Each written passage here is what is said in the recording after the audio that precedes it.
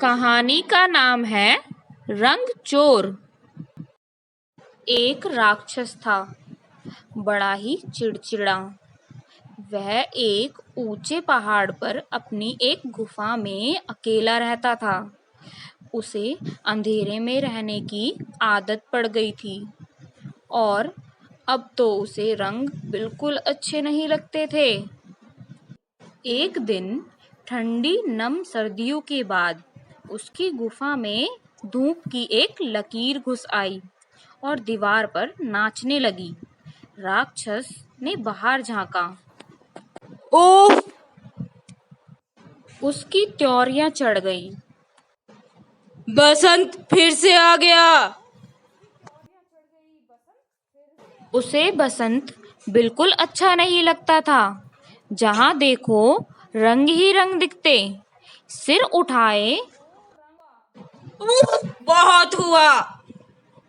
राक्षस चिल्लाया। एक झपट्टे में उसने अपना जाल उठाया और जंगल की तरफ लपका।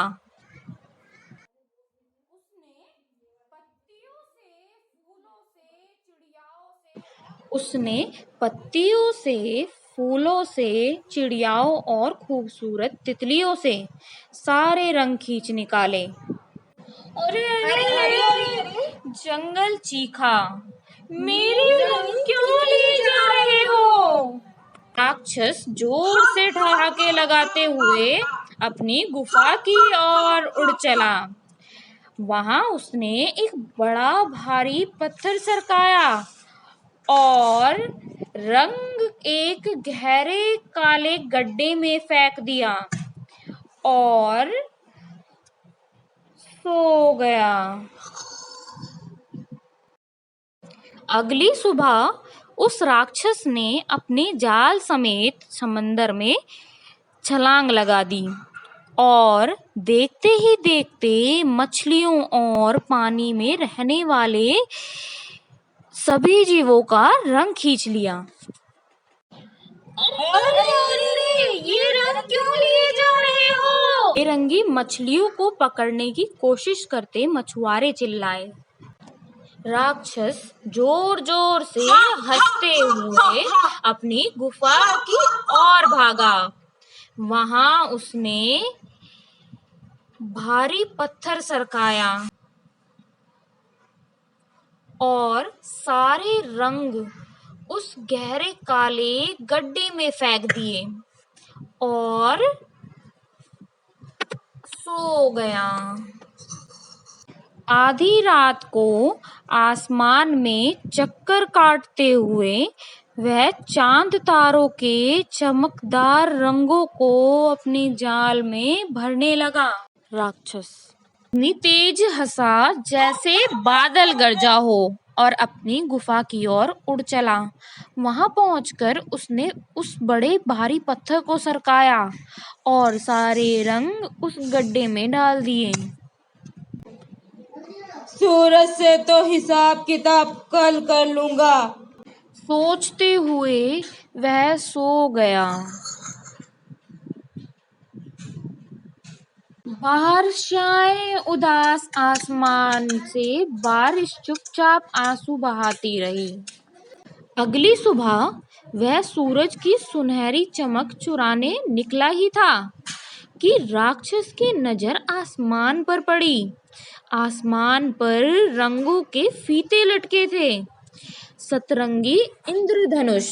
वह गुस्से से भरा ऊपर उड़ा ताकि सारे रंगों को अपने कब्जे में कर ले, पर वे उसकी पहुंच से बाहर हो गए। राक्षस उन्हें पकड़ने की जितनी कोशिश करता, वे उतने ही दूर फिसलते जाते। पहाड़ों के ऊपर उड़ते उड़ते वह इंद्रधनुष का पीछा करता रहा, पर बार बार गच्चा खा जाता।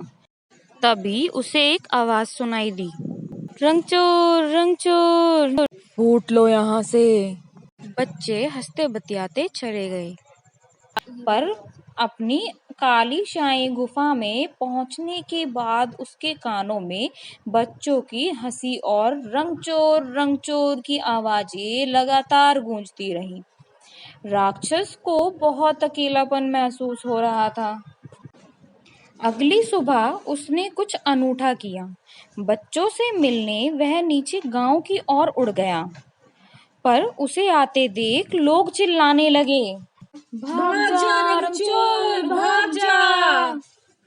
एक बेरंगी पहाड़ी पर बेरंगी घास पर बैठकर रोने लगा। उसकी आंखों से बहकर बेरंगी आंसुओं का एक छोटा पोखर बन गया। तभी एक छोटी सी लड़की वहां आई। उसने राक्षस के रोने की आवाज सुनी थी। तुम रो क्यों रही हो? लड़की ने पूछा। कोई मुझे प्यार नहीं करता, वो मुझे रंगचोर कहते हैं। राक्षस ने सुबकते हुए बोला। वो इसलिए ही तो क्योंकि तुम रंग चुराते हो। क्यों करते हो तुम ऐसा? क्योंकि मुझे रंग अच्छे नहीं लगते। राक्षस ने धीरे से कहा। मैं आंखों से देख नहीं सकती, इसलिए मुझे नहीं पता रंग क्या होते हैं। पर मुझे पता है कि रंग लोगों को खुश कर देते हैं। अगर तुम उनके रंग चुराओगे तो क्यों कोई तुम्हें पसंद करेगा? बच्ची ने कहा। तो फिर अब मैं क्या करूं? मुझे अच्छा लगेगा अगर वह मुझसे प्यार करेंगे, मेरे साथ खेलेंगे। सिसकियां भरते हुए राक्षस बोला। यह बोलते हुए उसे खुद पर हैरानी हो रही थी। इससे पहले तो उसे ऐसा कभी नहीं लगा था। तो तुम उनके चुराए हुए रंग लौटा क्यों नहीं देते? बच्ची ने सुझाया। इसमें मेरे दोस्त और मैं तुम्हारी मदद करेंगे। तुमको लगता है कि वो आएंगे? राक्षस बोला। चलो चलो चल के उनसे पूछते हैं, बच्ची बोली। वह राक्षस के साथ गांव के एक एक घर गई और बच्चों को आवाज देती रही। एक एक कर बच्चे घरों से बाहर निकल आए।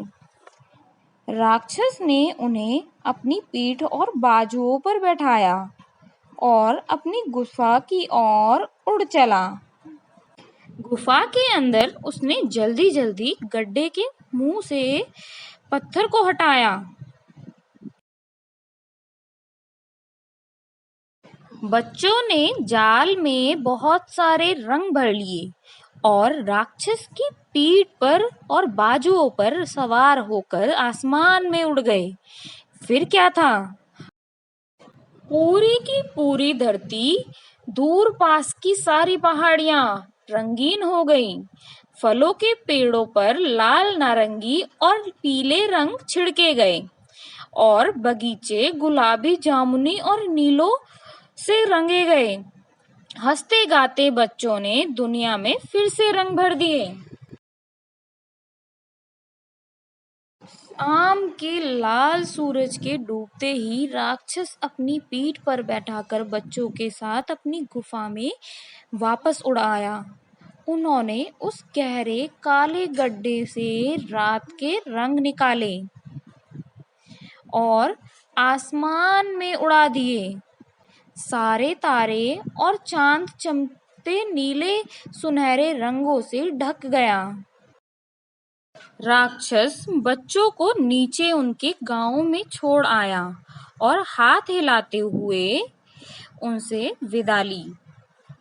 फिर वह अपनी गुफा के बाहर बैठकर रात के चमचमाते आसमान को देख मुस्कुराने लगा।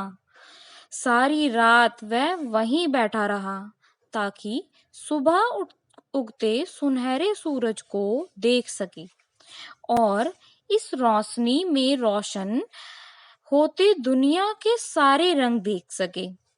और उस दिन से बहुत सारे लोग ऊंचे पहाड़ पर बनी उस गुफा में जाने लगे, उस हंसमुख राक्षस से मिलने।